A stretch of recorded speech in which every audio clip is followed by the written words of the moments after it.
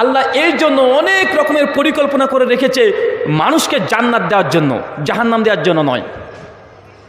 একটার পর একটা আলোচনার হাদিস এবং কোরআনের আয়াত আসবে, তখন বুঝতে পারবেন। তবে এতটুক আপনি আশ্বস্ত হন, আল্লাহ চান না কোনো বান্দাকে জাহান্নামে দিতে। এই জন্য আল্লাহ সুবহানাহু ওয়া তাআলা অনেক রকমের পরিকল্পনা করেছে। ছোট্ট একটা উদাহরণ দিয়ে বুঝতে পারবেন। ভাই বলেন তো, আমরা রমজান মাসে 30টা সিয়াম পালন করেছি, রোজা, যদিও হচ্ছে 29টা হয়েছে, তবে আল্লাহ আমাদের জন্য 30 নেকি দেবেন কি দেবেন না? একদম পূর্ণ রমজান একটা আল্লাহ সুবহানাহু পক্ষ থেকে আমরা পাই নাই, কিন্তু রমজান কিন্তু 30 আমরা পাবো। আল্লাহ 30টা রোজার নেকি তথা সওয়াব আমাদেরকে আল্লাহ সুবহানাহু ওয়া তাআলা আমলনামায় লিখে দেবেন। সহিহ বুখারী কিতাবুস সাওম হাদিস নাম্বার 1903 আল্লাহ নবী বলছেন, কোনো ব্যক্তি যদি, রোজাদার ব্যক্তি রোজা অবস্থায়, এমত অবস্থায় যদি মিথ্যা কথা বলে, তাহলে ওই রোজাটা আল্লাহর কোনো প্রয়োজন নেই। কথা কি বুঝতে পারছেন? মানে আপনি যদি সিয়াম অবস্থায় আছেন, রোজা অবস্থায় মিথ্যা কথা আমরা বলি কি বলি না? কথা বলেন। তার মানে বোঝা যাচ্ছে কেউ রোজা থাকলে রোজা অবস্থায় মিথ্যা কথা বলা জায়েজ নয়। যদি মিথ্যা কথা বলেন, আপনার এই সিয়ামের উপরে প্রভাব বিস্তার করে মিথ্যা কথা। কিন্তু আমরা রোজা ছিলাম, মিথ্যা কথা বলেছি কি বলি নাই? আমরা চুগলখড়ি করেছি কি করি নাই? মানুষের সঙ্গে অন্যায় করেছি কি করি নাই? অবিচার করেছি কি করি নাই? প্রতারণা, ধোঁকাবাজি সব করেছি কি করি নাই? করেছি। কিন্তু আল্লাহ সুবহানাহু ওয়া তাআলা তিনি রহমান, অসীম করুণাময়, পরম দয়ালু। তিনি চান না বান্দা সারা দিন না খেয়ে আছে, তার একটা মিথ্যা কথা বলার কারণে রোজা আল্লাহ বাতিল করে দিতে চান না। এই জন্য আল্লাহ সুবহানাহু ওয়া তাআলা একটা বিধান দিয়েছে। সুনানে আবু দাউদ কিতাবুস সাওম হাদিস নাম্বার 1673 আল্লাহ নবী বলছেন, রমজান মাস যখনই শেষ হয়ে যাবে, শাওয়ালের চাঁদ দেখতে পাবে, ওই সময়তে তোমাদের উপরে জাকাতুল ফিতরকে ফরজ করা হয়েছে। কি ফরজ করা হয়েছে? কথা বলেন। জাকাতুল ফিতরকে ফরজ করা হয়েছে। কেন ফরজ করা হয়েছে? জাকাতুল ফিতর মানে ফিতরা দেওয়ার উদ্দেশ্য কি? কথা বলেন তো ভাইজান, ফিতরা দেওয়ার উদ্দেশ্য কি? জি, আপনি যে এতদিন ধরে রমজান মাসে রোজা করেছেন, আপনি কি নিশ্চিত আপনার রমজানের এই রোজা কোনো খুঁত হয়ে যায় নাই? আপনি মিথ্যা কথা বলেছেন, রোজা আছেন, খুঁত হয়ে গেছে, পুরো রোজা বাতিল হচ্ছে না, খুঁত হয়ে গেছে। রোজা আছেন, দাড়ি বাটকারাতে কম দিয়েছেন ব্যবসায়িক, আপনি রোজা আছেন, মানুষের সঙ্গে আপনি বাটপারি করেছেন, আছে না নাই? কথা বলেন। কিন্তু আল্লাহ চান না বান্দার গোটা সিয়ামটা, রোজাটাকে বাতিল করে দিতে। এই যে রমজানের পরেই আল্লাহ সুবহানাহু ওয়া তাআলা ফরজ করেছেন আমাদের উপরে জাকাতুল ফিতর, মানে এই রমজান মাসে যে রোজাগুলো করেছি ফিতরা দিয়ে, রোজার যদি কোনো ত্রুটি বিচ্যুতি হয়ে থাকে এটা পরিপূর্ণ করে দেবে। যদি ওই একটা হাদিসই থাকতো যে রোজা অবস্থায় মিথ্যা কথা বলে তার সিয়াম বাতিল, তো ভাই আমাদের একজনের রোজা হতো? কথা বলেন, একজনেরও হতো না। কিন্তু আল্লাহ সুবহানাহু ওয়া তাআলা একটা আমাদেরকে অফার দিয়েছেন, সুযোগ দিয়েছেন আমাদের রোজাটাকে পূর্ণ করে নেওয়ার জন্য। মানে আল্লাহ চাচ্ছেন না বান্দার কোনো আমল কষ্ট করেছে বাতিল যেন না হয়। অল্পতে জান্নাত। আল্লাহ যে কত দয়াবান, আল্লাহ সুবহানাহু ওয়া তাআলা যে কত দয়া, এটা যতক্ষণ না বুঝতে পারবেন ততক্ষণ পর্যন্ত ইবাদত করেও আমাদের এই ইবাদতের তৃপ্তি যেটা, এটা আমাদের আসবে না। কেন? আপনি আল্লাহ সুবহানাহু ওয়া তাআলা সম্পর্কে নিজেও অবগত নন। মিশকাত হাদিস নাম্বার 2256 আল্লাহ নবী বলছেন, আল্লাহ সুবহানাহু ওয়া তাআলা যখন সৃষ্টি জগৎকে সৃষ্টি করলেন, আল্লাহর কাছে ছিল টোটালে 100 খানা দয়া। কয়টা? কথা বলেন। কয়টা? কথা বলেন। 100 খানা, 100, একদম সেঞ্চুরি। 100 খানা দয়ার মধ্যে আল্লাহ সুবহানাহু ওয়া তাআলা, আল্লাহ নবী বলছেন, আল্লাহ একটা দয়া খরচ করেছেন। কয়টা? আবার বলেন কয়টা? আল্লাহ একটা দয়া খরচ করেছেন। বাকি 99টা দয়া আল্লাহ নিজের কাছে রেখে দিয়েছেন, জমা আছে, আল্লাহ খরচ করেনি, এখনো বের করেনি। মানে একটা দয়া খরচ করেছেন। কোথায় খরচ করেছেন? আল্লাহ নেই বলছেন গোটা সৃষ্টির জগতের মধ্যে আল্লাহ একটা দয়াকে একদম ভাগ ভাগ করে দিয়েছে। কিছু অংশ গরুকে দিয়েছে, ছাগলকে দিয়েছে, মানুষকে দিয়েছে, যত প্রাণী আছে যাদের মধ্যে ভালোবাসা দেখছেন আল্লাহ সবার মধ্যে আল্লাহর একটা দয়ার একটু একটু করে ভাগ করে দিয়েছে। আল্লাহ নবী এই জন্য বলছেন, এই জন্য একটা মা তার সন্তানকে এত ভালোবাসে, একটা গরু তার বাছুরকে এইভাবে আদর করে। কথা কি বুঝতে পারছেন? কেন একজন মা তার সন্তানকে ভালোবাসে বলেন তো? আল্লাহ সুবহানাহু ওয়া তাআলা দয়ার 100 খানার মধ্যে একটা দয়া পেয়েছে, আর ওই একটা দয়া সম্পূর্ণ পায় নাই। একটা দয়া একেবারে ভেঙে চূর্ণ বিচূর্ণ করে গোটা সৃষ্টি জগৎকালা ভাগ করে দিয়েছে। এই জন্য মা তার সন্তানকে ভালোবাসে। একটা গরু দেখবেন তার বাছুর যখন সঙ্গে সঙ্গে হয়ে যায়, বাছুরের নোংরা কেটে চেটে পরিষ্কার করে দেয়। কেন করে দেয়? আল্লাহর দয়ার একটু অংশে সে গরুটা পেয়েছে। একজন ছেলে একজন মেয়েকে ভালোবাসে, যদিও হারাম রিলেশন, তারপরে ছেলেটা মেয়েটার জন্য পাগল, নিজে সুইসাইড করছে, নিজেই মৃত্যুবরণ করছে, গলায় দড়ি দিচ্ছে। কেন? এই যে ভালোবাসা, দয়া, তার প্রতি অনুভূতি তার অন্তরে আছে, এই জন্য সে মৃত্যুবরণ করছে। কেন? আল্লাহর একটা দয়ার একটা অংশ পেয়েছে তাই। আর আল্লাহ বলছেন নবীর মাধ্যমে, বাকি ৯৯টা দয়া আল্লাহ রেখে দিয়েছেন নিজের কাছে। এই ৯৯টা দয়া আল্লাহ খরচ করবেন কিয়ামতের ময়দানে আদম সন্তানের সামনে। এই ৯৯টা দয়া নিয়ে আল্লাহ বিচারের মাঠে বিচার করতে বসবেন। কারণ আল্লাহ চাচ্ছেন না কোনো আদম সন্তান সে জাহান্নামে যাক। আল্লাহ যে কোনো মূল্যে চেষ্টা করবেন আপনাকে জান্নাত দিতে। তারপরেও হতভাগা কিছু মানুষ আছে, তারপরে জাহান্নামে যাবে। আপনি কি কথা বুঝতে পারছেন? আল্লাহ চেষ্টা, এটা আল্লাহ পরিকল্পনা আছে যে আল্লাহ মানুষকে জাহান্নামে দিবেন না। তারপরেও মানুষ যদি জাহান্নামে যায়, এই দায়ভার কার? দায়ভার কার? এরপরেও মানুষ যদি জাহান্নামে যায়, আল্লাহকে আপনি আঙ্গুল তুলতে পারবেন না। আল্লাহর যে কত চেষ্টা আছে কিয়ামতের মাঠে বুঝতে পারবেন। সহিহ বুখারী কিতাবুস সালাত হাদিস নাম্বার 660, আল্লাহ নবী বলছেন কিয়ামতের মাঠে 7 শ্রেণী মানুষকে আল্লাহ আরশের নিচে স্থান দেবেন। 7 শ্রেণী মানুষকে আল্লাহ আরশের নিচে স্থান দেবেন। এটা আল্লাহ পরিকল্পনা, মানুষকে আল্লাহ জাহান্নামে দিতে চান না। সহিহ বুখারীর পরের হাদিস আল্লাহ নবী বলছেন এই উম্মতের মধ্যে বিনা হিসাবে আল্লাহ সুবহানাহু ওয়া তাআলা ৭০,০০০ এমন মানুষ আছে যাদেরকে আল্লাহ জান্নাতে প্রবেশ করবেন বিনা হিসাবে। আল্লাহর কত দয়া! আর বারবার এই কথা মনে রাখেন, আল্লাহ আপনাকে জাহান্নামে দিতে চান না। আল্লাহ আপনাকে জাহান্নামে দিতে চান না, এতটুকু শুধুমাত্র আশ্বস্ত হন। মিশকাত হাদিস নাম্বার 2260, আল্লাহ নবী তিনি আবারও বলছেন, ওমর বিন খাত্তাব হাদিসের রাবি তিনি বলছেন, একদা যুদ্ধের পরে কিছু গনিমতের মাল নিয়ে আল্লাহ নবীর সামনে উপস্থিত হয়েছি। আর তার মধ্যে ছিল কিছু যুদ্ধবন্দী দাসী। যুদ্ধবন্দী দাসী বোঝেন? কি ব্যাপার? কোন দিকে ভাই, কোন দিকে তাকাচ্ছেন? যুদ্ধবন্দী দাসী ওমর বিন খাত্তাব বলছেন আল্লাহ নবীর সামনে নিয়ে এসেছি। আর এই মেয়েটির একটা সন্তান ছিল, সদ্যজাত সন্তান। ছেলেটাকে মেয়েটি খুঁজে পাচ্ছে না। আর মেয়েটি ছুটে বেড়ায়, একবারে এদিকে যাই একবার এদিকে যাই, তার দুগ্ধের যন্ত্রণায়। যারা নতুন মা হয়েছেন তারা জানেন, যখন স্তনে দুগ্ধ চলে আসে, বাচ্চা যদি না খায় একটা যন্ত্রণা তৈরি হয় না? কথা বলেন, প্রচণ্ড যন্ত্রণা। মেয়েটা দুগ্ধের যন্ত্রণায় এবার এদিক যায় ওদিক যায়, ছোটাছুটি করছে। কিছুক্ষণ পর যখন সন্তানকে পেয়েছে, চট করে কোলে তুলে বাচ্চাটাকে দুধ পান করাচ্ছে। আল্লাহ নবী এই ঘটনা দেখে সাহাবীকে বলছে, সাহাবী আমার, এই যে মাটাকে দেখলে এতক্ষণ যন্ত্রণায় ছটপট করছে, তার ছেলেকে পাওয়ার পরে সে স্তন থেকে দুগ্ধ পান করাচ্ছে, এখন বলো তো এই মা তার এই সন্তানকে আগুনে নিক্ষেপ করে দিতে পারে? সাহাবারা বলছে, লা ইয়া রাসূলুল্লাহ, আল্লাহ নবী, সম্ভবই নয়। মা তার সন্তানকে আগুনে নিক্ষেপ করে দিবে, এটা হতে পারে না। এমন কোনো মা নেই যে তার সন্তানকে আগুনে নিক্ষেপ করে দিতে পারে। আল্লাহ নবী এরপরে তিনি বলছেন, তোমাদের রব আল্লাহ সুবহানাহু ওয়া তাআলা অসীম করুণাময়, পরম দয়ালু, তিনিও চান না তার কোনো বান্দাকে তিনি জাহান্নামে নিক্ষেপ করে দিক। আল্লাহ চান না, তারপরেও মানুষই জাহান্নামে যাবে। এখান থেকে আপনাকে বুঝতে হবে আল্লাহ সুবহানাহু ওয়া তাআলার দয়া সঙ্গে আমি আপনি পারবো না। আর একটা কথা মনে রাখেন, নোট করে রাখেন, পৃথিবীতে এমন কোনো গুনাহ নেই, এমন কোনো পাপ নেই যে পাপ মানুষকে জাহান্নামে নিয়ে যেতে পারে। খুব কঠিন মনে হলো কথাটা। পৃথিবীতে এমন কোনো পাপ নেই যে পাপের কারণে মানুষ জাহান্নামে যাবে, জাহান্নাম চলে যাবে, এমন কোনো পাপ নেই। প্রমাণ জামে তিরমিজি হাদিস না 3540, আল্লাহ নবী তিনি বলছেন কিয়ামতের মাঠে আল্লাহ সুবহানাহু ওয়া তাআলা আদম সন্তানের সামনে আসবেন আর চিৎকার মেরে বলবেন, ইয়া বানি আদম, হে আদম সন্তান, তোমরা যারা আসমান থেকে জমিন ভর্তি পাপ যদি করে থাকো আর ওই পাপ নিয়ে আমি আল্লাহর সামনে উপস্থিত হও, আমি আল্লাহ আসমান থেকে জমিন ভর্তি ক্ষমা নিয়ে তোমার সামনে উপস্থিত হব। নেন ঠেকা নেবার, এটা নিশ্চিত আল্লাহ করবেন। আল্লাহ বলছেন কিয়ামতের মাঠে এই ঘটনা ঘটবে।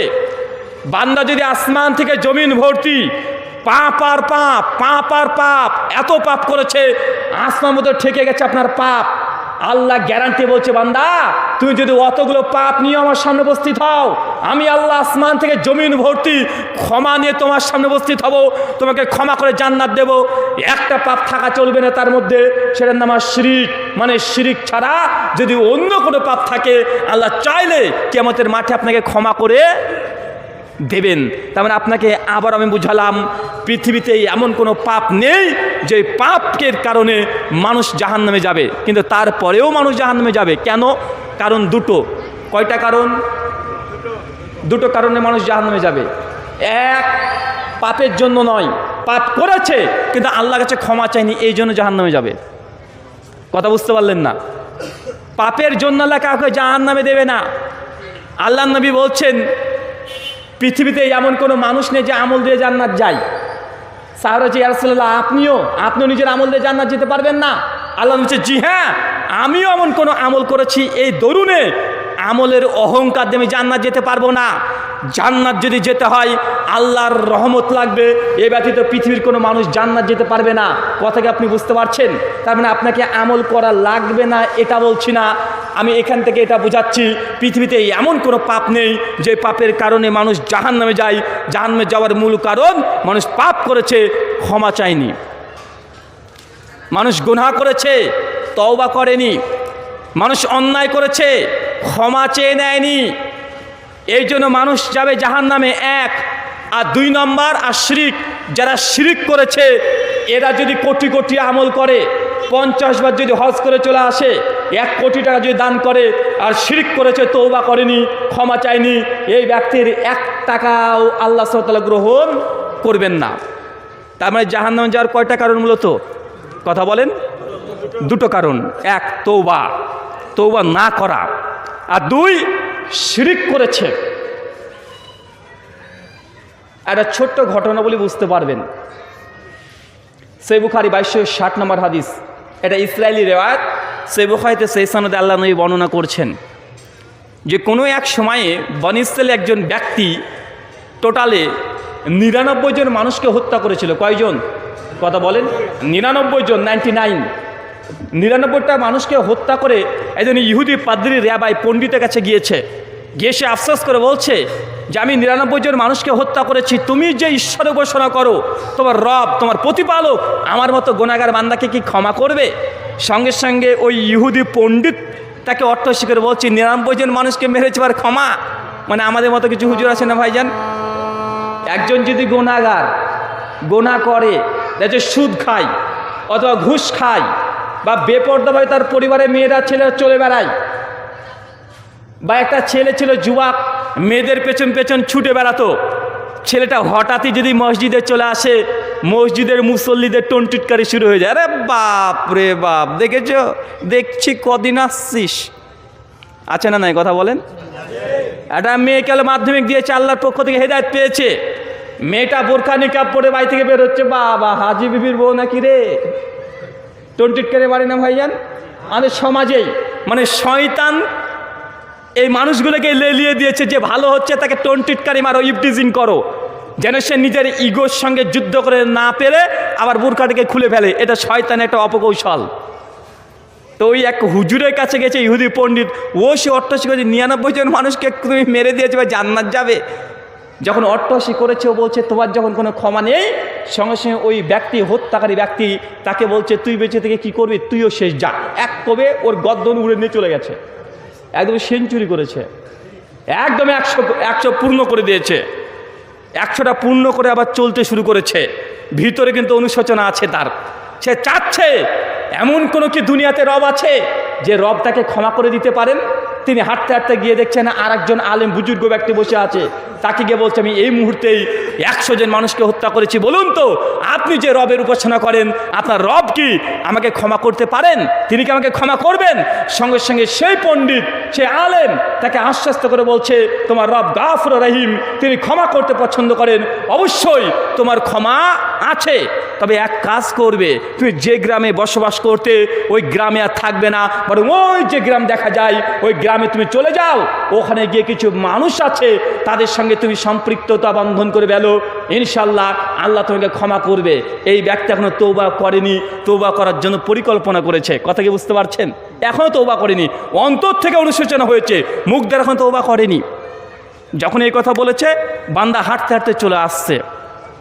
আল্লাহর সিদ্ধান্ত, আসমান থেকে মালিকুল মত মৃত্যুর ফেরেশতা চলে এসেছে, রুহুটাকে কবজ করে নিয়ে চলে গেছে। একটু আর যখনই চলে গেছে, ওই ব্যক্তি রাস্তার মধ্যে মরে পড়ে আছে, মৃত ডেড বডি একদম রাস্তার মধ্যে আছে। দুজন ফেরেশতা চলে এসেছে আসমান থেকে, একজন রহমতের ফেরেশতা, একজন আজাবের ফেরেশতা। আজাবের ফেরেশতা তার শরীর মোবারককে নিয়ে বলছে, এখানে আমি জাহান্নামে যাব কেন? এ পাপী 100 জন মানুষকে হত্যা করেছে, কোনো নেকি নেই। রহমতের ফেরেশতা বলছে, না, এই ব্যক্তির অন্তরে অনুশোচনা ছিল, এই ব্যক্তি তওবা করার জন্য ওই আলেমের কাছে গিয়েছে, অতএব তার পেছনে যত গোনাসমূহ আছে সমস্ত গোনাকে আল্লাহ ক্ষমা করে দিয়েছে, আমি একে এখন জান্নাত নিয়ে যাব। কথা কি বুঝতে পারছেন? দুজন ফেরেশতার মধ্যে তর্ক বিতর্ক। আল্লাহ আরেকজন ফেরেশতা পাঠিয়ে দেন সমাধানকারী হিসাবে। একজন ফেরেশতা এসে বলছে, আচ্ছা ঠিক আছে, তোমাদের কথা শুনলাম, এখন দেখো এই ব্যক্তি ওই ভালো মানুষের কাছে যখন গিয়েছিল তওবা করার জন্য, এবং তওবা করার কারণে বা তওবা করার অনুশোচনার কারণে ওই ভালো রাস্তায় কতটুকু হেঁটেছে এটাকে মাপতে শুরু করো। যদি ভালো রাস্তায় বেশি ধাপ চলে যায়, এই ব্যক্তি জান্নাতে যাবে। আর দেখছে না, ভালোর দিকে বেশি যেতে পারেনি, অল্প রাস্তায় হেঁটেছে, তাহলে এই ব্যক্তির জন্য জাহান্নাম অবধারিত। ইমাম নওয়াবী রিয়াদুস সালিহিনের মধ্যে এবং মুসনাদে আহমদের রিওয়ায়াত শেষ পর্যন্ত এটা বর্ণনা আসছে যে যখন ফেরেশতারা এই মাপতে শুরু করেছে, শেষ পর্যন্ত ওই ব্যক্তি টেনে হিসড়ে বুকের উপরে ছেঁচড়ে তিনি কয়েক বিঘত মানে কয়েক হাত এমনি আগে চলে গেছিলেন। সিদ্ধান্ত, ওই ব্যক্তি জান্নাতে যাবে। কথা কি বুঝতে পারলেন? এটা গল্প নয়, এটা কেচ্ছা কাহিনী নয়, এটা সেই বুখারী মুসলিমের বর্ণনা, মানে বিন্দু পরিমাণে কোনো সন্দেহ নেই, কোনো সন্দেহ নেই। আপনার কাছে মনে হতে পারে এটা ঠাকুমার ঝুলির গল্প, তবে না, এই ঘটনা ঘটেছে, আপনাকে অকাট্যভাবে বিশ্বাস করতে হবে। আর আল্লাহ হচ্ছে দয়াবান, মানুষ যদি তওবা করে আল্লাহ সুবহানাহু ওয়া তাআলা তাকে এইভাবেই প্রতিদান দিয়ে থাকে। যখনই তওবা করবেন আল্লাহ সুবহানাহু ওয়া তাআলা আপনার পূর্বের গুনাহসমূহকে আল্লাহ ক্ষমা করে দেন। আল্লাহ সুবহানাহু ওয়া তাআলা আমাদের প্রত্যেককে তুমি তওবা করার তৌফিক দান করে সকলে বলি আল্লাহুম্মা আমিন। সম্মানিত সুধী, আপনাকে এই কথা বলে বোঝানোর চেষ্টা করছি, যেখানে তওবা আছে সেখানে গুনহার কোনো মূল্য নাই, গুনার কোনো দাম নেই। যত বড় গুনাহ হোক না কেন, এক তওবার কারণে, আপনার চোখে দুফোঁটা পানির কারণে গোটা জাহান্নামের আগুনকে আল্লাহ দাউ দাউ করা আগুনকে আল্লাহ নিভিয়ে একদম ঠান্ডা করে দিতে পারেন না। আল্লাহ সুবহানাহু ওয়া তাআলা আমাদেরকে কথাটা বোঝার তৌফিক দান করো, সকলে পড়ি আল্লাহুম্মা আমিন। আসেন, অল্প আমলে জান্নাত। সহিহ মুসলিম কিতাবুল ঈমান হাদিস নাম্বার 15। আল্লাহ নবীর কাছে একজন সাহাবী এসে বলছে, ইয়া রাসূলুল্লাহ, জান্নাত যেতে চাই, বলেন তো কি করলে জান্নাত যাব?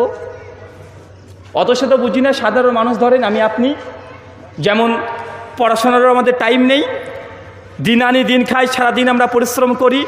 এরকম একজন ব্যক্তি এসে বলছে, ইয়া রাসূলুল্লাহ, জান্নাত যেতে চাই, বলেন কি করতে হবে? একদম শর্টকাট। আল্লাহ নবী বলছেন, তুমি জান্নাত যেতে চাও, তবে আল্লাহ সুবহানাহু ওয়া তাআলার ইবাদত করবে, কখনো শিরিক করবে না। কি করবে না? শিরিক করবে না। 2, প্রতিদিন 5 ওয়াক্ত সালাত আদায় করবে, মানে নামাজ পড়বে 5 বার। 3, রমজান মাস যদি ভাগ্যে চলে আসে পূর্ণ রমজানের সিয়াম রোজা পালন করবে। 4, যদি আল্লাহ সামর্থ্য দেয় একবার বাইতুল্লাহ গিয়ে হজ করে আসবে। 5, যদি সামর্থ্য হয় তখন তুমি জাকাত দিবে। মুসনাদে আহমদের রিওয়ায়াত আরেকটা অংশ আসছে, হালাল গ্রহণ করবে, হারামকে বর্জন করে দিবে। যখন এই কথা বলেছে, ওই সাহাবীর সঙ্গে সে বলছে, ওয়াল্লাহি, আল্লাহর কসম, আল্লাহর নবী, আপনি যতটুকু বললেন বেশিও করব না, কমও করব না।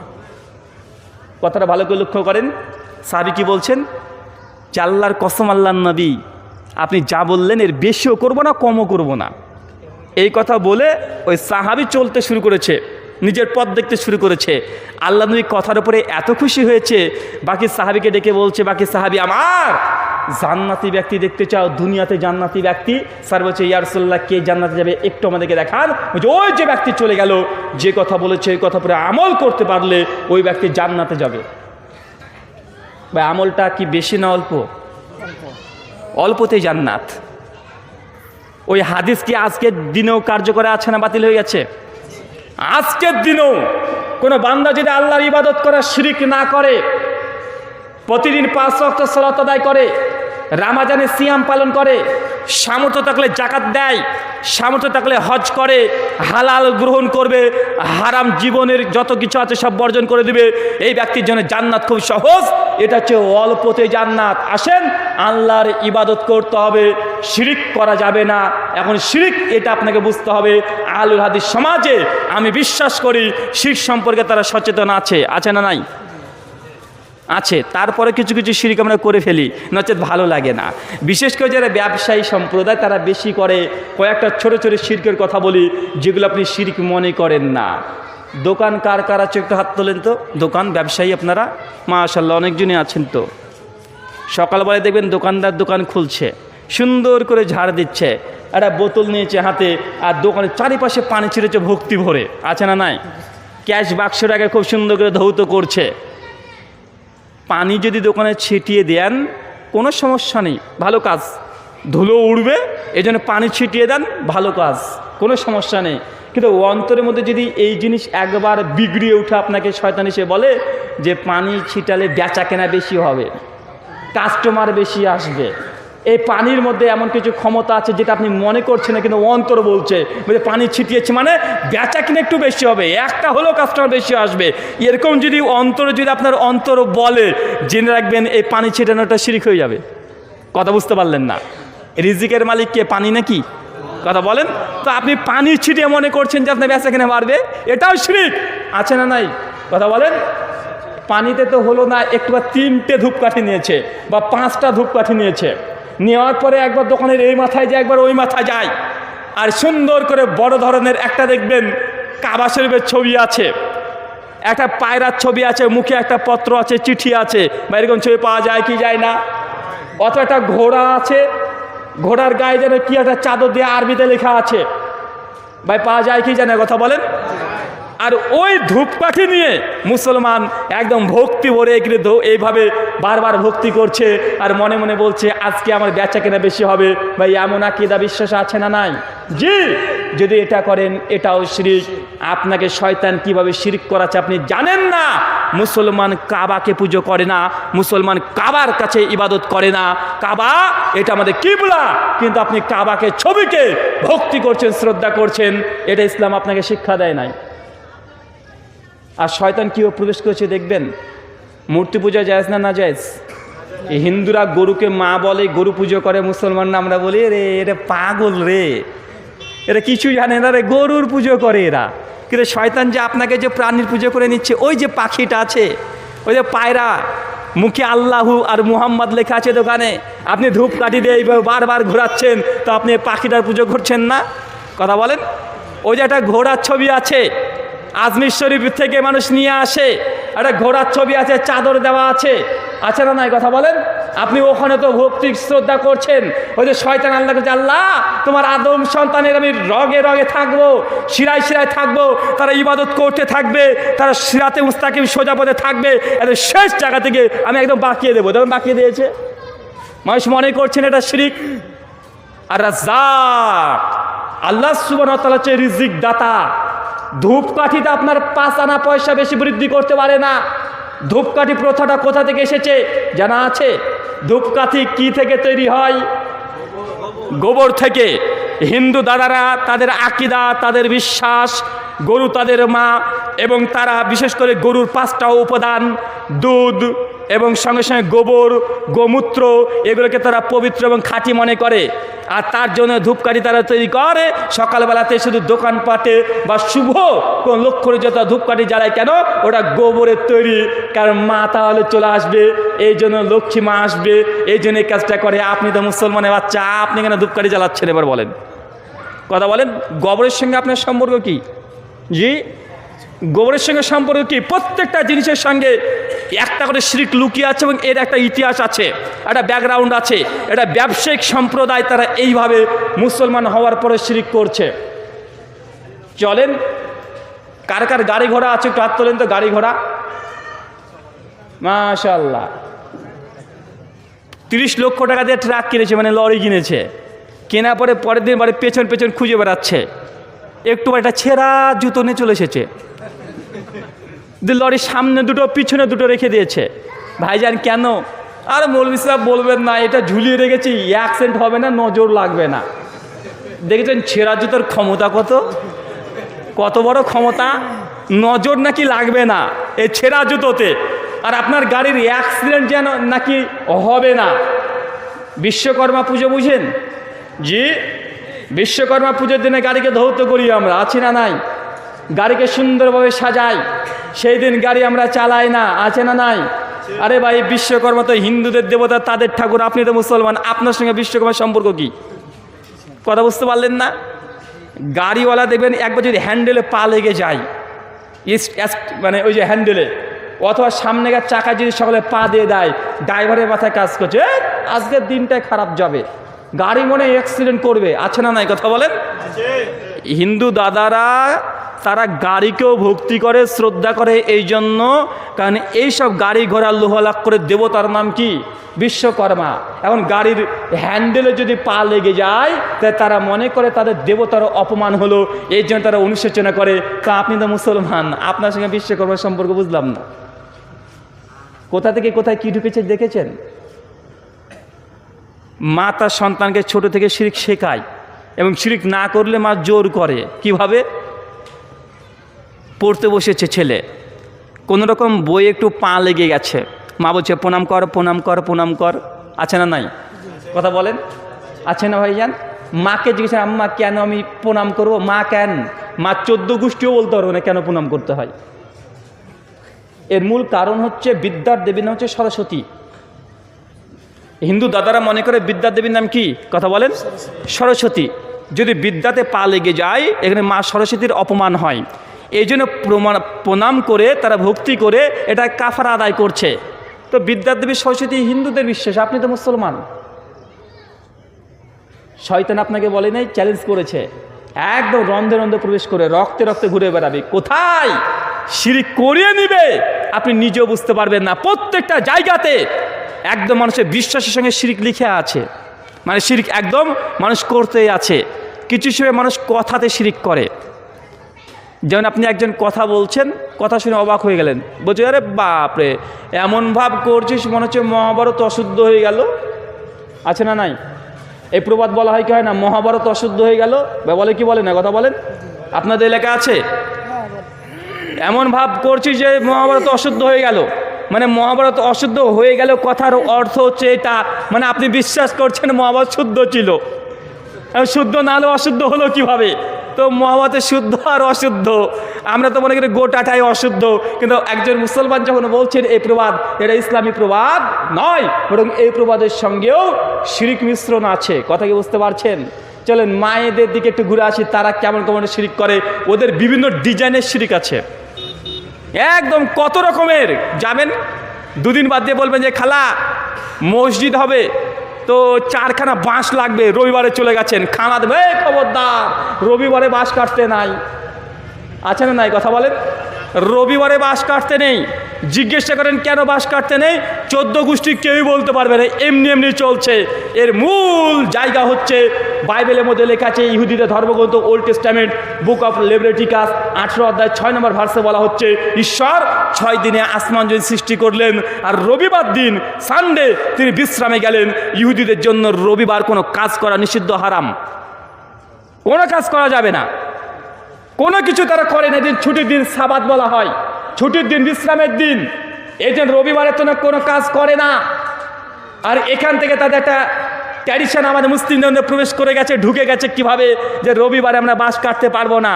রাত্রিবেলাতে দেখবেন যদি মেয়ে যদি আয়নাতে মুখ দেখে, বলে ভাঙা আয়নাতে মুখ দেখতে নাই, তাই তোর বিয়ে হবে না, আছে না নাই? কথা বলেন, ভাঙা আয়নাতে মুখ দেখলে নাকি বিয়ে হবে না। রাত্রে বাড়িতে ঝাড়ু দিয়েছে, যে নোংরাগুলো আছে বাড়ির বাইরে নাকি ফেলা যায় না, তাই নাকি লক্ষ্মী চলে যাবে। তো ভাই যেতে দেয় না লক্ষ্মীকে, আমার দরকার নাই তো। কথা বুঝতে পারলেন? লক্ষ্মীর সঙ্গে আমার সম্পর্ক কি? ওই যে এই গুছানাগুলো নোংরাগুলো যদি বাড়ি থেকে বিদায় করে দেওয়া হয়, লক্ষ্মী নাকি চলে যায়। তো ভাই লক্ষ্মী গেলেই তো আমার বেশি ভালো। কথা বুঝতে পারছেন না? এরকম কত রকমের, সকালবেলায় থালা বাসন মাজছে, মা বোনেরা, আর বাড়ির ছাদের ওপরে বা চালের উপর যদি দু চারটে কাক এসে কাঁ কাঁ করতে শুরু করে, মার খালা তখন বলছে কে মনে মরেছে রে। মানে কাক আবার খালা মায়েদের মনে 14 গোষ্ঠীকে চিনে বসে আছে, কে মারা গেছে খবর দিতে এসেছে। চিন্তা দেখেছেন কত? মনে হয় আপনার স্ত্রী বা আমাদের মা বোন তারা বিশ্বাস করে নিচ্ছে এটা কাক কাকা করছে, মানে আমার কেউ আত্মীয় মনে মারা গেছে। তো কাককে আপনার আত্মীয়কে চিনে বসে আছে। থালা বাসনটা নিয়ে আসছেন, একটু শুকোতে দিবেন, হাত থেকে পড়ে গেছে, মনে হয় অতিথি আসবে এবার, আছে না নাই? এটা হচ্ছে আমাদের মা বোন ফুফু যারা আছে মেয়েদের, এটা একদম ডিজিটাল, একদম লেটেস্ট নিউ ভার্সনের অনেক রকমের শিরক আছে না?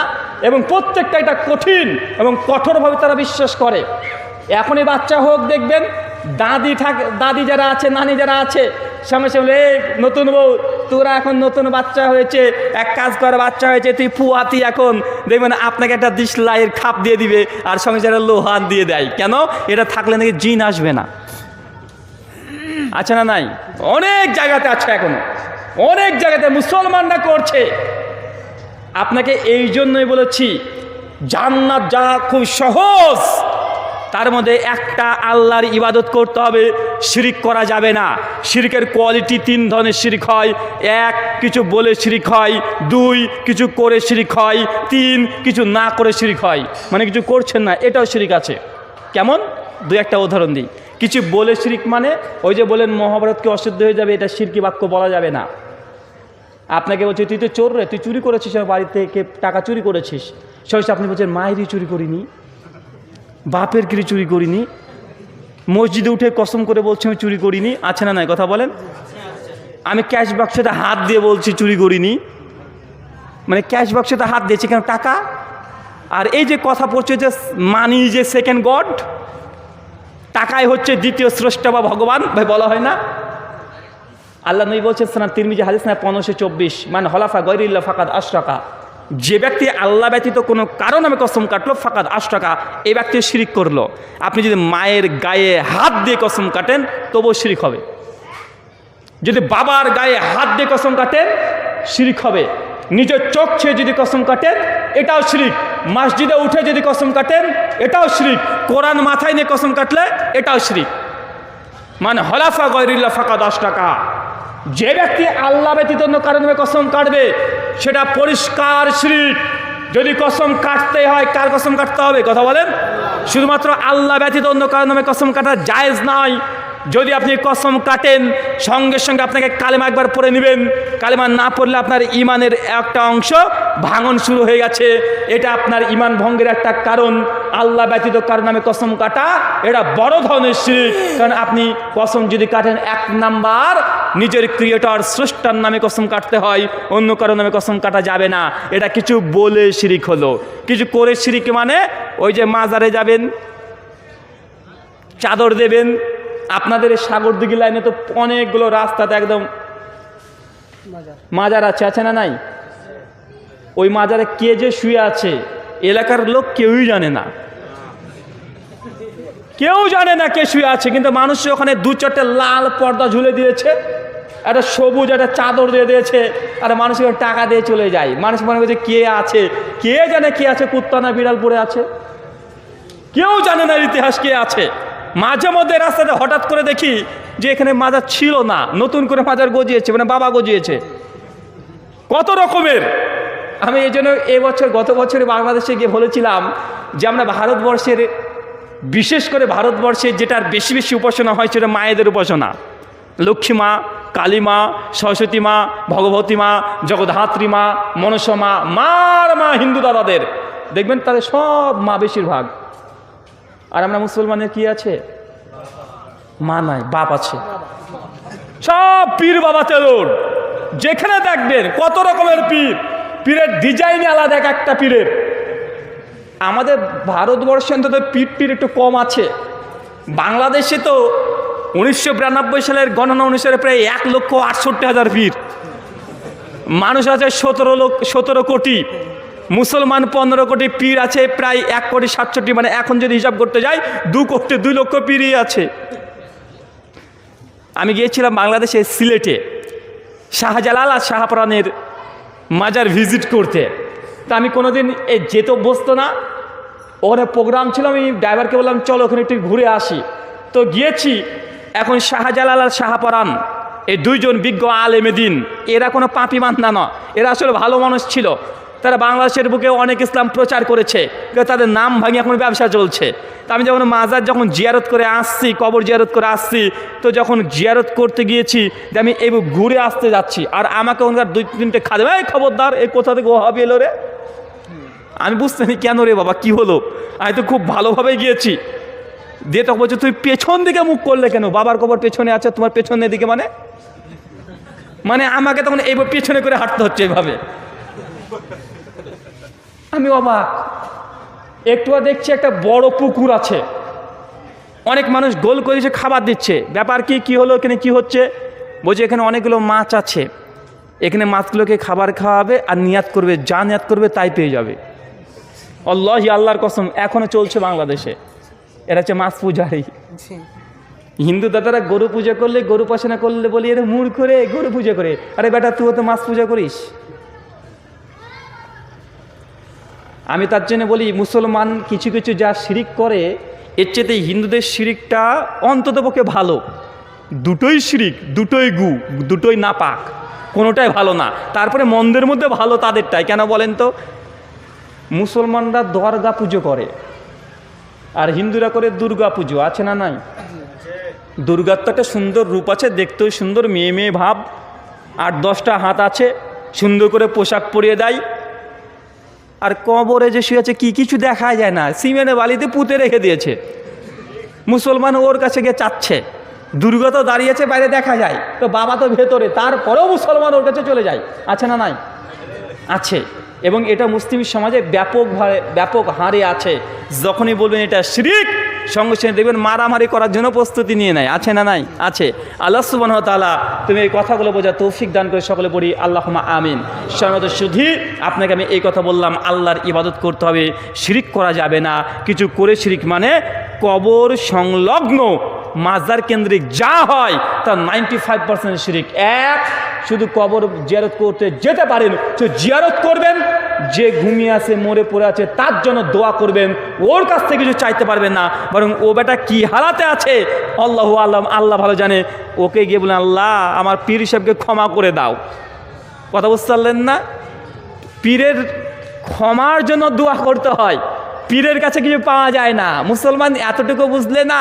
আরে যখন পীর সাহেব জীবিত ছিল তখনই তো তার যারা ভক্তরা ছিল, মুরিদ ছিল, জীবিত অবস্থায় তো পীর সাহেব কিছু দিতে পারেনি, মরার পরে কি দেবে? পীর সাহেব জীবিত অবস্থায় কি করে? মুরিদের কাছে দেয় না নেয়? আরে পীর সাহেব তো নিয়েই চলে গেছে জীবিত অবস্থায়, মরার পরে ক্ষমতা কোথা থেকে পেল যে ভক্তকে আবার দেবে? আল্লাহর ইবাদত করতে হবে, শিরিক করা যাবে না। কিছু করে শিরিক মানে এটা শিরিক একটা। আল্লাহ নবী বলছেন কোনো ব্যক্তি যদি তাবিজ ঝোলায়, কি ঝোলায়? মান তাআল্লাকা তামিমাতান ফাকাদ আশরাক। কেউ যদি তাবিজ ঝোলায় সেটা শিরিক। কি কথা বলেন? শিরিক। যদি আপনি তাবিজ পড়েন এটা কি? এটা শিরিক, এটা পড়া যাবে না। মানে এটা কিছু করে আপনি শিরিক করলেন, কিছু করেও হয় শিরিক। তার এটা একটা দৃষ্টান্ত। আসেন এটা আশ্চর্য জিনিস বলি, কিছু না করেও শিরিক হয়, কিছু করেননি তবুও শিরিক। কেমন? সূরা নাসাই 1086 নম্বর হাদিস। আল্লাহ নবী বলছেন মান তারাকা সালাতা মুতাম্মাদান ফাকাদ আশরাকা। যে ব্যক্তি ইচ্ছাকৃত নামাজকে ত্যাগ করলো, এই ব্যক্তি শিরিক করলো। কথা বুঝতে পারলেন না এবার? সেই মুসলিম 253 নম্বর হাদিস ফাকাদ কাফারা। সূরা নাসে বলছে ফাকাদ আশরাকা। যে ব্যক্তি ইচ্ছাকৃত নামাজকে ছেড়ে দিয়েছে, নামাজ পড়ে না, এই ব্যক্তিও শিরিক করেছে। মানে আপনি নামাজ পড়ছেন না, না পড়ার কারণে আপনি একজন শিরিককারী। কথা কি বুঝতে পারছেন? তার মানে এখান থেকে আপনাকে আর একটা বুঝতে হবে, জান্নাত যাওয়া খুব সহজ। 1, যদি তওবা থাকে আমল নামায়। 2, যদি নামাজ মিস না হয়। কেননা নামাজ তথা সালাত না আদায় করাটাই শিরক। পৃথিবীতে কোনো পাপ এমন নেই যে পাপের কারণে মানুষ জাহান্নামে যায়। শুধু দুটো এমন কিছু করতে হবে আপনাকে, 1, তওবা করা জিন্দেগিতে বন্ধ করা যাবে না, আর 2, নামাজ কখনো বাদ দেওয়া যাবে না। নামাজ পড়তে হবে যে কোনো মূল্যে। সালাত যদি আমলনামায় না থাকে আপনার অন্য অন্য আমলও আল্লাহ চাইলে বাতিল করে দিতে পারে। কেন? সালাত পরিত্যাগ করলে সে ব্যক্তি কাফের হয়ে যায়। সম্মানিত দিনী ভাই এবং বোনেরা, আপনাদের উদ্দেশ্যে আমি এই কথা বলি, আপনি যদি সুদ খান তবু আপনি মসজিদে আসেন, নামাজ পড়েন। কারণ সুদ খাওয়া পাপ। সুদ খেলে মায়ের সঙ্গে জেনা করলে যত পাপ হয়, আপনি একাই তত পাপ করছেন। কিন্তু সুদ খেলে আপনি যে কাফের, আপনি যে শিরককারী, আল্লাহ নবী এই কথা বলছেন না। কথা কি বুঝতে পারলেন? নামাজ না পড়লে কাফের হয়ে যায়। নামাজ না পড়লে তাকে আল্লাহ নবী হচ্ছে, ও ব্যক্তি হচ্ছে মুশরিক। মানে আপনি আর মোদিজি দুজনই সমান। সুদ খাওয়া অনেক বড় পাপ, ঘুষ খাওয়া অনেক বড় পাপ, জেনা করা মৃত্যুযোগ্য পাপ, এগুলো পাপ। কিন্তু এই পাপ করলে একজন ব্যক্তি কাফের হয়ে যায় না। কিন্তু সালাত এমনই একটা ইবাদত যেটা না করলে আপনি মুসলিম থাকতে পারেন না, কাফের হয়ে যান। এই জন্য আপনাকে বলছি, যতই আপনি ব্যস্ত থাকেন না কেন, যতই আপনি পাপী হন না কেন, যত গুনার সঙ্গে যুক্ত থাকেন না কেন, সালাত কোনোভাবে মিস করা যাবে না। কেন? সালাত মিস করলে আপনি কাফের হয়ে যাবেন। সূরা আনকাবুত সূরা নম্বর 29 আয়াত নম্বর 45 আল্লাহ সুবহানাহু বলছে, ইন্না সলাতা, নিশ্চয়ই সালাত তানহা, মানুষকে বিরত রাখে অশ্লীল এবং মন্দ কাজ থেকে। ভাই এই আয়াত আমরা জানি কি জানি না? কথা বলেন। এই আয়াত আমরা জানি। এই হাদিস, এই আয়াতের একটা সঙ্গে হাদিস আছে। তাফসীর ইবনে কাসির খুলে দেখবেন, মুসনাদে আহমদ এবং মুসনাদে আবি ইয়ালাতে হাসান সনদে হাদিস বর্ণনা আছে। একদিন আল্লাহর নবী বসে আছেন ফজরের নামাজের জন্য। একজন সাহাবী আল্লাহর নবীকে এসে বলছে, ইয়া রাসূলুল্লাহ, ওই যে ব্যক্তিকে দেখছেন, ওই ব্যক্তি হচ্ছে চোর, ওকে আমি চুরি করতে দেখেছি, ও চুরি করে। আমি দেখেছি গত রাত্রিতে ফজরের সালাত আদায় করে সে চুরি করেছে, আমি নিজের চোখে দেখেছি। আল্লাহ নবীর সঙ্গে সঙ্গে বলছে, ইন্না সালাতা তানহা, নিশ্চয়ই সালাত, নামাজ মানুষকে অশ্লীল মন্দ কাজ থেকে দূরে রাখে। ওকে বাধা দিও না মসজিদে আসতে, ওকে সবার সামনে অপমান অপদস্থ করো না। নিশ্চয়ই সালাত মানুষকে অন্যায় মন্দ কাজ থেকে দূরে রাখে। ওকে আল্লাহর ঘরে মসজিদে আসতে দাও, বাধা দিও না, তাকে অপমান করো না মানুষের সামনে। ওই সাহাবী কিছু না বলে কয়েকদিন পর আল্লাহর নবীকে আবার এসে বলছে, ইয়া রাসূলুল্লাহ, বললাম না লোকটা চোর, এখানে কালকে দেখলাম ওকে, ও মসজিদ থেকে গিয়ে নামাজ পড়ে গিয়ে সে চুরি করেছে, আমি দেখেছি। আল্লাহ নবী আবার একই কথা, ইন্না সালাতা তানহা, নিশ্চয়ই নামাজ মানুষকে অশ্লীল মন্দ কাজ থেকে দূরে রাখে। ওই ব্যক্তিকে মসজিদে আসতে বাধা দিও না, ওকে অপমান করো না, ওকে আল্লাহর ঘরে মসজিদে আসতে দাও। কিছুদিন পর আল্লাহর নবীকে ওই সাহাবী কোনো অভিযোগ করেই না। আল্লাহর নবী বরঞ্চ ওই ব্যক্তিকে বলছে, কি গো, তোমার ওই বন্ধুর খবর কি? তো কোন বন্ধুর? ওই যে যাকে তুমি চুরি করতে দেখতে। ওই সাহাবী, ইয়া রাসূলুল্লাহ, ওকে আর চুরি করতে দেখিনি, বেশ কয়েকদিন হয়ে গেল। আল্লাহ নবী আবার করে আয়াত পাঠ করছে, কেন? নিশ্চয়ই সালাত, নামাজ মানুষকে অন্যায় মন্দ কাজ থেকে দূরে রাখে। তাই আমাদের মুসল্লিদের, ইমামদের এবং সমাজের একটা জিনিসকে লক্ষ্য রাখতে হবে, সবচাইতে কোনো গুনাহগার বান্দা যদি মসজিদে আসে, নেক আমল করে, তাকে মানুষের সামনে অপমান অপদস্থ করা যাবে না। কেউ যদি পাপ কাজে যুক্ত থাকে, সুদের সঙ্গে যুক্ত থাকে, জনসম্মুখে তাকে উদ্দেশ্য করে তাকে অপমান অপদস্থ করা যাবে না, এবং তাকে পার্সোনালি গিয়ে বোঝাতে হবে। তাই সে যদি অনুতপ্ত হয়, অনুতপ্ত হতে পারে। তার মানে এই নয় যে আপনাকে বললাম আপনি সুদ খান, ভাই সুদ খাওয়া মানে মায়ের সঙ্গে জেনা করার সমান পাপ আপনি করছেন। শয়তানের একটা কৌশল আছে, এবং শয়তানের যে সূক্ষ্ম বুদ্ধি কৌশল, এটাকে যতক্ষণ না ধরতে পারবেন ততক্ষণ ইবাদতে মনোযোগী আসবে না। শয়তান কি করে জানেন? আপনি একটা গুনাহের কাজ করেছেন, পাপের কাজ করেছেন, শয়তান করবে কি, ওই পাপটাকে আপনার সামনে দেখাবে, এদা তোর পাপ, এদা। আর ওই পাপটাকে সামনে দেখিয়ে শয়তান আপনার অন্তরকে বিধ্বস্ত করে দেবে, আপনাকে অপমান করবে, আগে পাপ করিয়ে নেবে, পরে ওই পাপটাকে আপনাকে দেখাবে, এটা তোর পাপ। আর ওই পাপটাকে সামনে রেখে আপনাকে আবার অপমান করবে। উদাহরণ দিয়ে বুঝতে পারবেন। ধরেন একজন ব্যক্তি সুদ খায়, বিড়ির ব্যবসা করছে, হারাম খাচ্ছে, ওই ব্যক্তিকে গিয়ে বলবেন, ভাইজান চলেন মসজিদ নামাজ পড়তে চলেন। তখন ওই ব্যক্তিকে শয়তান সে শিখিয়ে দেবে, তুই বল কি বলবি, শয়তান শিখিয়ে দেবে। কি বলবে? বলে, ভাই আমি তো সুদ খাই, এই সুদের ব্যবসাটাকে বন্ধ করে দিই, তারপরে ইনশাল্লাহ নামাজ পড়তে যাব। কেন বলেন তো? শয়তানকে শিখিয়ে দিচ্ছে, বলছে তুই তো একটা গুনাহ করছিস, তুই তো পাপের সঙ্গে যুক্ত আছিস, তাই তুই পাপের সঙ্গে আছিস, এই পাপটাকে দেখিয়ে শয়তান আপনাকে অপমান অপদস্থ করবে। যুবক ভাই, তুমি সালাত আদায় করো না বা মাঝে মধ্যে করো, মাঝে মধ্যে ছেড়ে দাও, কেন? শয়তান তোমাকে অপমান করে। কিভাবে অপমান করে? যখন তুমি নামাজের জন্য মসজিদে আসতে চাইবে, শয়তান থেকে বলবে যে এই শোন, তুই একটু আগে তো তোর গার্লফ্রেন্ডের সঙ্গে ফোনে কথা বললি, ভিডিও কলে নোংরামি করলি, তোর লজ্জা লাগছে না? তুই মসজিদে যাবি? হ্যাঁ, তোর লজ্জা লাগছে না? তুই তো একটু আগে তোর গার্লফ্রেন্ডের সঙ্গে কথা বললি, ভিডিও কল করলি, নোংরামি কাজ করলি, আবার মসজিদে যাবি? মানে বার আপনাকে শয়তান অপমান করবে। কথা কি বুঝতে পারলেন? কিন্তু এই শয়তানকে পরাজিত করে আপনাকে তারপর যদি মসজিদে আসতে পারেন, শয়তান পরাজয় বরণ করবে। কেন? কারণ শয়তানের কাজ একটা গুনাহকে সামনে রেখে আরেকটা গুনাহ করিয়ে নেওয়া, আপনার অন্তরকে পরাজয় করানোর ও চেষ্টা করবে। তাই আপনাকে আমি আবারও বলছি, যদি হারাম রিলেশনের সঙ্গে যুক্তও থাকেন, তারপরে নামাজকে বাদ দেবেন না। কারণ নামাজ বাদ দিলে আপনি কাফের, কোনো ইবাদত আর কাজে লাগবে না, কোনো ইবাদত কাজে লাগবে না। আর দুই, শিরক করা যাবে না। এই দুটো জিনিস যদি আপনার অন্তরে আমলে থাকে, ইনশাল্লাহ আপনি জান্নাত যাবেন ইনশাল্লাহ। আপনি বিশ্বাস করেন, অসীম করুণাময় পরম দয়ালু আল্লাহ আপনাকে জাহান্নামে দিবেন না। জাহান্নামে গেলেও আপনাকে আবার আল্লাহ শাফাত করে, নবীর শাফাতে, আপনার কোরআন মাজিদের শাফাতে আপনি আবার জান্নাতে আসতে পারবেন ইনশাল্লাহ। আপনি চিরস্থায়ী জাহান্নামী হবেন না। অল্পতেই জান্নাত। কয়েকটা আমল দিই। প্রতিদিন 70 থেকে 100 বার তওবা করতে হবে। কি বললাম? আল্লাহ নবীর নিজের আমল। আল্লাহ নবী কি গুনাহ করেছেন? কথা বলেন না। তারপরে আল্লাহ নবী বলছেন প্রতিদিন 70 থেকে 100 বার তওবা করি। তাই এই তওবা করাটা এটা বাদ দেওয়া যাবে না। কত গুনাহ করবেন করেন, কত গুনাহ করবেন করেন। আল্লাহকে বলেন, আল্লাহ গুনাহ করেছি, আল্লাহ তুমি ক্ষমা করে দাও। কয়দিন আল্লাহর সামনে দাঁড়াতে পারেন দেখা যাবে। গুনাহ বান্দার হবেই, কোনো মানুষ গুনাহ ছাড়া টিকতে পারবে না।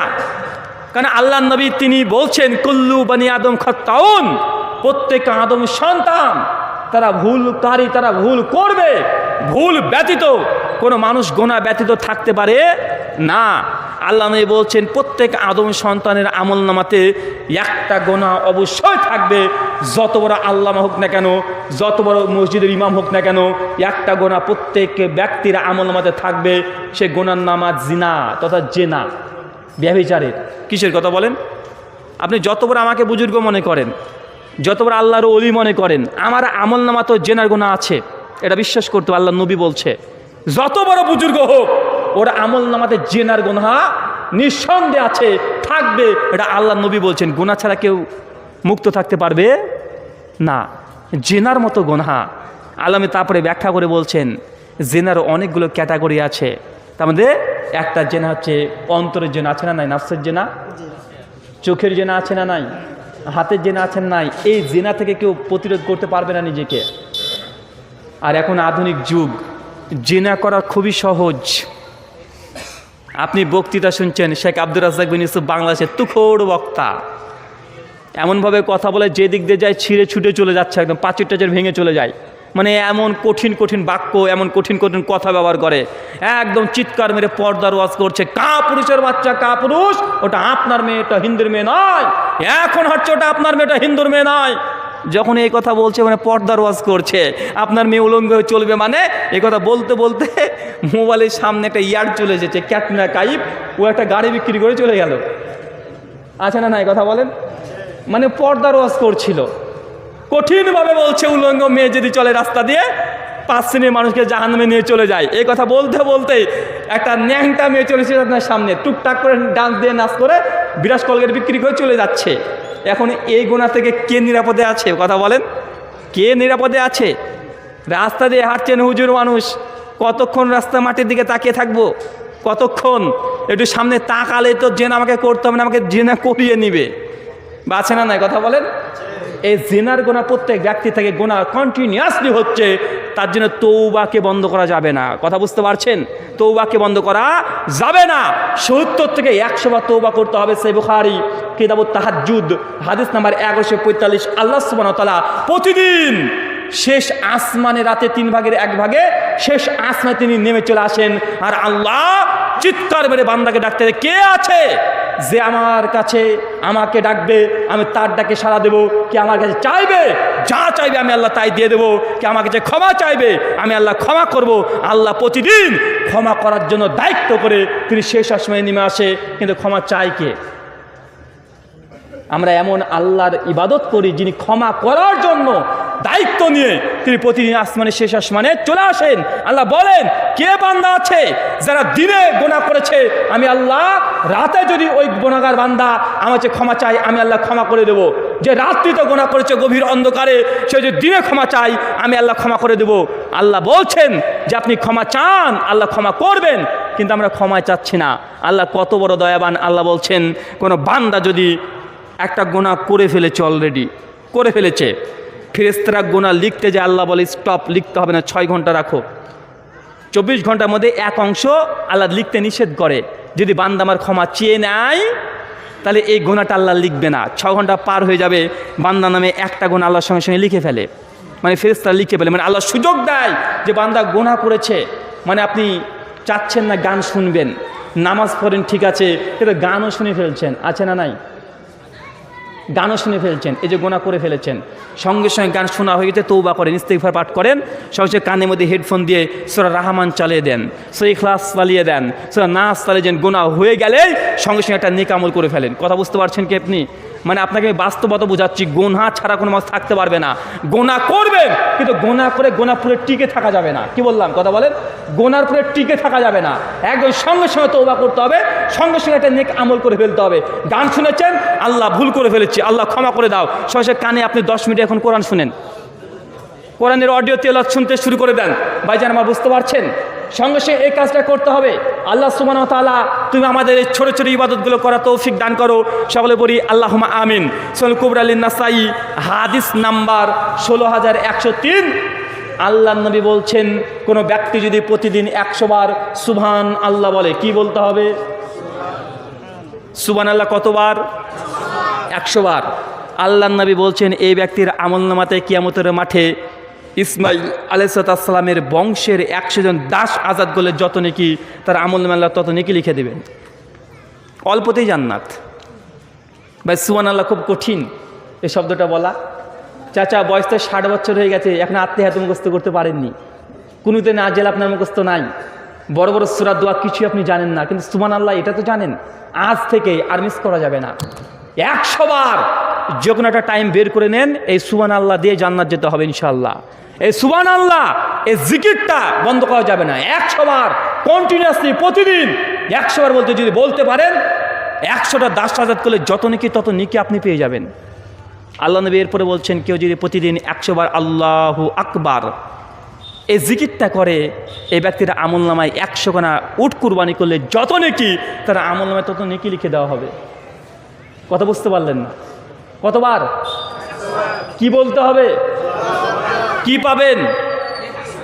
100 খানা উট কুরবানি করলে যত নাকি আমলনামায় দেখবেন যে একদম মিজানের দাঁড়িপাল্লাতে 100 খানা উট দাঁড়িয়ে আছে, একদম আপনার আমলনামা হিসাবে। নিজে হয়তো সেদিন ভাবছেন, কি আবার আমি তো 100টা জিন্দেগিতে কুরবানি করিনি, আমি তো ভাগা দেওয়ার বাটি, আমার এখানে উট চলে আসলো কীভাবে? ফেরেশতা মনে করিয়ে দেবে, এই যে তোমার আমল 100 খানা উট দেখছো, এই উট হচ্ছে তুমি জিকির করেছিলে আল্লাহু আকবার, আল্লাহ সবচেয়ে বড় জিকির করেছিলে, এর বিনিময়ে আল্লাহ তোমাকে 100 খানা লাল উট দিয়ে দিয়েছে। আমরা দুনিয়াতে তো উট করব, মানে কুরবানি করব, উট তো দূরের কথা, একখানা গরু তো দূরের কথা, ভাগা নিয়ে মারামারি আছে না নাই? হুজুর ভাগা দেওয়া যাবে মানে আপনি তো কৃপণ, কিন্তু আপনি যদি এই আমলটা করতে পারেন, আপনার জন্য 100 খানা উট কুরবানি করা হয়ে গেলে যেমন নেকি পাবেন, আপনার আমলনামায় তত নেকি লিখে দেওয়া হবে। আপনি হায়াত মান তো 50 বছর, সর্বোচ্চ আপনি 50টা কুরবানি করতে পারবেন। জিকিরটা যদি থাকে, 100 খানা উট কুরবানির সমপরিমাণ নেকি আপনার আমলনামায় আল্লাহ লিখে দেবেন। এখন অনেকের বুদ্ধিমান ব্যক্তিরা বসে আছে, বাপরে বাপ, হুজুর তো জবর হাদিস শুনিয়েছে, 100 বার যদি আল্লাহু আকবার বলি, তাহলে 100 খানা উট ওর সঙ্গে এখনই পড়ছে আল্লাহু আকবার আল্লাহু আকবার আল্লাহু আকবার, ভাবছে জান্নাতে উঠে ঘুরে বেড়াচ্ছে। ভাইজান, এটা একদিন করলে হয় না, এখন টুকটুক করে আল্লাহু আকবার করবে না, জান্নাতে উট তৈরি হয়ে যাবে আপনার জন্য, ব্যাপারটা এমন নয়। মানে এই আমলটা আমৃত্যু থাকতে হবে। কি বললাম? আমৃত্যু, মানে এটা আপনার আমল, এটা আমল নামাতে প্রতিদিন কন্টিনিউয়াসলি সব কিছু ভূমিকম্প হচ্ছে, সুবহানাল্লাহ সুবহানাল্লাহ আলহামদুলিল্লাহ পড়তে হবে, মানে এরকম করতে হবে আমলটাকে, এইভাবে তৈরি করে নিতে হবে নিজের সঙ্গে। কথা কি বুঝতে পারছেন? ছোট্ট আমল, অল্পতে জান্নাত। আল্লাহ নবী এরপরে বলছেন, কেউ যদি প্রতিদিন 100 বার কালেমা লা ইলাহা ইল্লাল্লাহ এই জিকিরটা পাঠ করতে পারে তার আমল নামে আল্লাহ নির্দিষ্ট কোনো নেকি দেবেন না। আল্লাহ বলছেন আসমান থেকে জমিন পর্যন্ত এমন কোনো জায়গা থাকবে না যেখানে না নেকি দিয়ে পূর্ণ করবেন না। দেখেন ওই দুটো ফজিলত দেখেন আর শেষের ফজিলত দেখেন। প্রথম ফজিলত কি? একসঙ্গে দাস আজাদ করলে যত নেকি তত নেকি। কি বলতে হবে? সুবহানাল্লাহ। আল্লাহু আকবার বলে কেউ একসঙ্গে উঠ পেয়ে গেলেন। আর লা ইলাহা ইল্লাল্লাহ বলে কি পাবেন? নির্দিষ্ট কোনো সংখ্যা নাই। কেন নাই? ইমাম হাজার আসকালানি ফাতুল বাড়ির মধ্যে তিনি বলছেন যে লা ইলাহা ইল্লাল্লাহ হচ্ছে কালেমা, আর এই কালেমা আল্লাহর কালেমা তাওহীদ, এর কোনো সংখ্যা নির্ণয় হতে পারে না। মানে আল্লাহর কালেমার যা মর্যাদা, যা ফজিলত, আসমান জমিনে এমন কোনো সংখ্যা নাই যে সংখ্যা দিয়ে নেকি পূর্ণ হয়। তাই জন্য আল্লাহ বলে দিয়েছেন আসমান থেকে জমিন এমন কোনো জায়গা থাকবে না যেখানে আল্লাহ নেকি দিয়ে পূর্ণ করবে না। কি বলতে হবে চাচা? কথা বলেন। তাহলে আপনাকে কয়টা আমল দিয়েছি? জিকির দিয়েছি তিনটা। সুবহানাল্লাহ, আল্লাহু আকবার, লা ইলাহা ইল্লাল্লাহ। এই তিনটে জিকির বন্ধ করা যাবে না, চালাতে হবে। একটা আমল দিয়েছি তওবা, প্রতিদিন 70 থেকে 100 বার যে কোনো সময় করতে থাকবেন, এটাকে বন্ধ করা যাবে না। আরেকটা আমল দিয়েছি সালাত, নামাজ যে কোনো মূল্যে আপনাকে পড়তে হবে। আপনি যদি ঘুষখোর, ঘুষ খাচ্ছেন তবু আপনাকে নামাজ আসতে হবে। কথা কি বুঝতে পারছেন? আপনি জেনাখোর, জেনা করছেন, গার্লফ্রেন্ড আছে, বয়ফ্রেন্ড আছে, হারাম করছেন, আল্লাহ ওর জন্য আলাদা গোনা দিবে, পাপ দিবে, ঠিক আছে। আল্লাহ হচ্ছে ক্ষমা চান, আল্লাহ ক্ষমা করতে পারে। নামাজ তারপরে আসতে হবে। নামাজ বাদ দিলে কাফের হয়ে যাবেন। অন্তত মুসলমানের খাতায় নামটা রাখার জন্য নামাজ আপনাকে পড়তেই হবে। নামাজ না পড়লে আপনি মুসলিম খাতাতে নাম থাকবে না। তাই যত বড় গুনাহগার হন না